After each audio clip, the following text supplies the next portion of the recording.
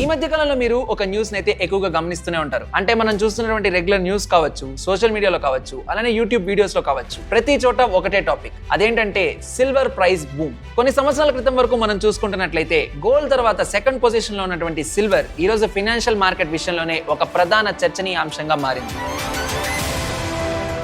కానీ ఇక్కడ అసలు ప్రశ్న ఏంటంటే అసలు వెండి ధరలు ఎందుకు పెరుగుతున్నాయి? ఇది తాత్కాలిక హైప్ మాత్రమేనా ఆర్ దీని వెనక ఏదైనా బలమైన కారణాలు ఉన్నాయా? సో ఇవాళ ఈ వీడియోలో వచ్చేసి మనం సిల్వర్ ప్రైస్ పెరగడానికి ఉన్నటువంటి అసలు కారణాలు ఏంటో తెలుసుకునే ప్రయత్నం చేద్దాం. అలానే సిల్వర్ విషయంలో గ్లోబల్ డిమాండ్ యొక్క ఇంట్రెస్ట్ ఏంటి అండ్ దీనికి ఎటువంటి ఫైనాన్షియల్ మరియు పొలిటికల్ ఆస్పెక్ట్స్ ఇంట్రెస్ట్ చూపిస్తున్నాయి అండ్ అలానే సిల్వర్ లో ఎవరైతే ఇన్వెస్ట్ చేద్దాం అనుకుంటున్నారో వాళ్ళు ఎటువంటి దారులను ఎంచుకోవాలి, ఇలా ప్రతిదీ ఇన్ డీటెయిల్ గా ఈ వీడియోలో అయితే మనం డిస్కస్ చేద్దాం. సో వీడియో చాలా ఇంట్రెస్టింగ్ గా ఉండబోతుంది, చివరి వరకు స్కిప్ చేయకుండా చూడండి. అండ్ ఇలాంటి ఫైనాన్షియల్ రెగ్యులర్ అప్డేట్స్ కోసం ముందుగా మై పైసా ఛానల్ అయితే సబ్స్క్రైబ్ చేసుకోండి. సో వీడియోలోకి వెళ్లే ముందు నేను ఒక విషయాన్ని చాలా క్లియర్ గా చెప్దాం అనుకుంటున్నాను. సో నేనైతే ఎటువంటి సెబీ రిలేటెడ్ అడ్వైస్ అని కాదు. ఈ ఇన్ఫర్మేషన్ అనేది కేవలం ఎడ్యుకేషనల్ పర్పస్ కోసం మాత్రమే. సో ఇక ఏ మాత్రం ఆలస్యం చేయకుండా వీడియోలోకి అయితే వెళ్ళిపోదాం.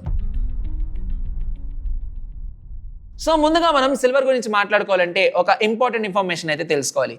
సో సిల్వర్ అనేది ఒక ప్రెషియస్ మెటల్ మాత్రమే కాదు, బేసిక్ గా ఇది ఒక ఇండస్ట్రియల్ మెటల్ కూడా. సో గోల్డ్ ని చాలా మంది పర్చేస్ చేసేటప్పుడు దీన్ని లాంగ్ టర్మ్ లో ఆలోచించే చాలా మంది పర్చేస్ చేస్తూ ఉంటారు. బేసిక్ గా గోల్డ్ ని మీరు నిల్వ కోసం వాడుతూ ఉంటారు. కానీ సిల్వర్ అలా కాదు, ఎందుకంటే సిల్వర్ కి ఇండస్ట్రియల్ డిమాండ్ అనేది చాలా ఎక్కువగా ఉంది. దీన్ని బేసిక్ గా ఎక్కువ యూసేజ్ కోసమే వాడుతూ ఉంటారు. సో ఇలా ఇండస్ట్రియల్ సెక్టర్ లో సిల్వర్ కి ఎక్కువ డిమాండ్ ఉండడం వల్ల మనకు ఇది one of the main reason silver price boom కి. అండ్ అలానే ఇప్పుడు ప్రపంచవ్యాప్తంగా జరుగుతున్నటువంటి డిజిటలైజేషన్ కావచ్చు, అలానే ఎనర్జీ ట్రాన్సిషన్ లో వస్తున్నటువంటి డెవలప్మెంట్స్ కావచ్చు, ఈవీ వెహికల్స్ యొక్క విస్తరణ కావచ్చు, ఇలాంటి వాటిలో సిల్వర్ యూసేజ్ అనేది చాలా ఎక్కువగా ఉంటుంది. సో ఈ ఆస్పెక్ట్స్ వల్ల కూడా మీకు సిల్వర్ ప్రైసెస్ అయితే ఇంక్రీజ్ అవుతాయి, ఎందుకంటే డిమాండ్ ఎక్కువ ఉండడం వల్ల. అండ్ అలానే సోలార్ ప్యానెల్స్ తయారీ చేయడంలో కూడా మీకు సిల్వర్ అయితే యూస్ చేస్తూ ఉంటారు.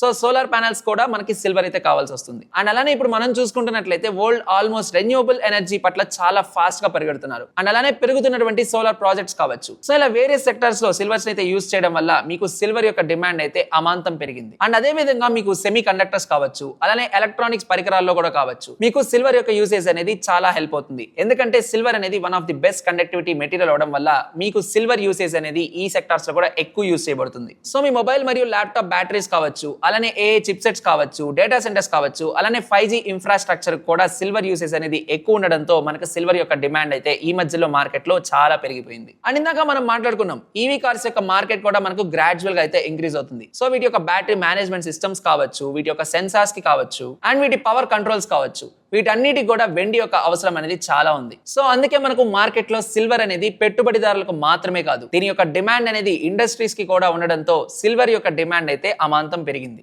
అండ్ ఇక్కడ ఇంకొక విషయం మనం చూసుకోవాల్సింది ఏంటంటే బేసిక్ గా మనకు డిమాండ్ అనేది ఎక్కువగా ఉంది, కానీ డిమాండ్ కి తగినటువంటి సప్లై ఉందా? ఎందుకంటే చాలా మంది ఈ పాయింట్ ని మిస్ చేస్తూ ఉంటారు. ఎందుకంటే మనకు సిల్వర్ కి సపరేట్ గా ఎటువంటి మైనింగ్ ఉండదు.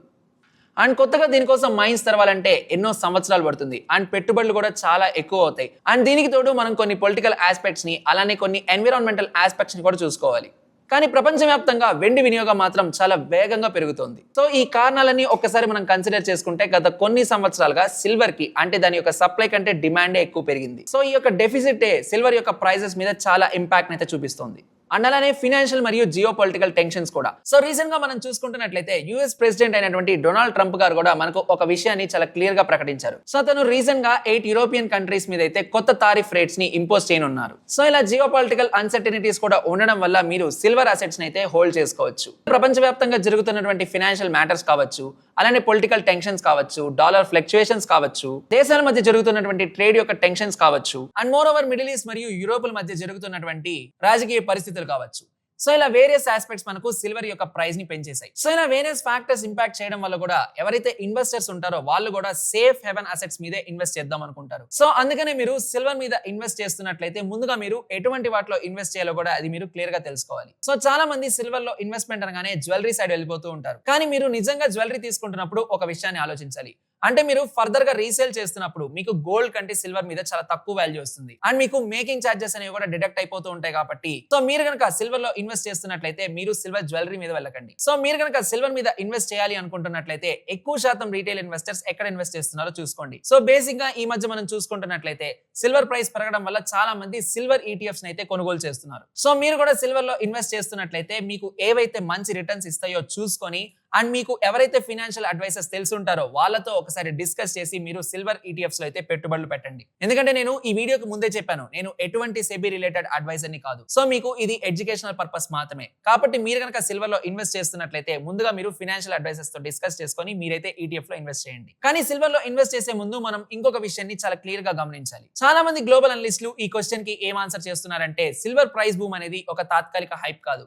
ఎందుకంటే గ్లోబల్ వైడ్ గా దీని యొక్క డిమాండ్ అయితే పెరిగింది. సో ఇలా డిమాండ్ అనేది పెరుగుతూ పోతే మీకు రానున్న 10 to 20 ఇయర్స్ లో కూడా మీకు సిల్వర్ నుంచి అయితే సేఫ్ రిటర్న్స్ రావచ్చు అని అంచనాలు. సో అందుకనే వెండిని ఇప్పుడు బంగారం కంటే స్టోర్ ఆఫ్ వాల్యూ మెటల్ గా మాత్రమే కాదు, ఒక గ్రోత్ మెటల్ గా కూడా చూస్తున్నారు. సో అందుకనే మీరు కనుక సిల్వర్ లో ఇన్వెస్ట్ చేస్తున్నట్లయితే మీరు ఫిజికల్ బార్స్ లేదా కాయిన్స్ ని ఎక్కువ తీసుకోవచ్చు. అంటే ఇవి జ్యువెలరీ కంటే కొంచెం బెటర్ అయిన ఆప్షన్. అండ్ మీరు ఇన్వెస్ట్ చేస్తున్నప్పుడు మీరు స్టోరేజ్ మరియు లిక్విడిటీ విషయాన్ని కూడా గమనించాలి. రెండోది, ఇందాక మనం మాట్లాడుకుంటున్నట్లే సిల్వర్ యొక్క ఈటీఎఫ్స్. ఇవి మీరు స్టాక్ మార్కెట్ ద్వారా కొనుగోలు చేయవచ్చు. ఎందుకంటే ఇది ఫిజికల్ సిల్వర్ తో బ్యాక్ చేయబడి ఉంటాయి అండ్ మీకు లిక్విడిటీ కూడా ఉంటుంది. అండ్ మూడోది వచ్చేసి డిజిటలైజ్డ్ మరియు టోకెనైజ్డ్ ప్లాట్ఫామ్స్. సో ఈ మధ్యలో ఈ ట్రెండ్ అనేది బాగా నడుస్తుంది. బట్ మీరు కనుక డిజిటల్ గా సిల్వర్ లో ఇన్వెస్ట్ చేస్తున్నట్లయితే మీరు ఏదైతే ప్లాట్ఫామ్ ని యూస్ చేస్తున్నారో దాని యొక్క టర్మ్స్ అండ్ కండిషన్స్ అన్ని చదివి ఇన్వెస్ట్ చేయండి. బట్ సిల్వర్ యొక్క ప్రైస్ పెరుగుతుందని మీ యొక్క పూర్తి ఇన్వెస్ట్మెంట్ ని కేవలం సిల్వర్ లో మాత్రమే పెట్టకండి. సో ఎప్పుడైనా కూడా మనం మన యొక్క పోర్ట్ఫోలియోని డైవర్సిఫైడ్ గా మెయింటైన్ చేయాలి. సో మీరు మీ ఇన్వెస్ట్మెంట్ లో కొంత భాగాన్ని సిల్వర్ మీద ఇన్వెస్ట్ చేయండి and rest of the investments ని వేరియస్ స్టాక్స్ కావచ్చు లేదా ఫండ్స్ కావచ్చు వాటి మీద డైవర్సిఫై చేసుకోండి.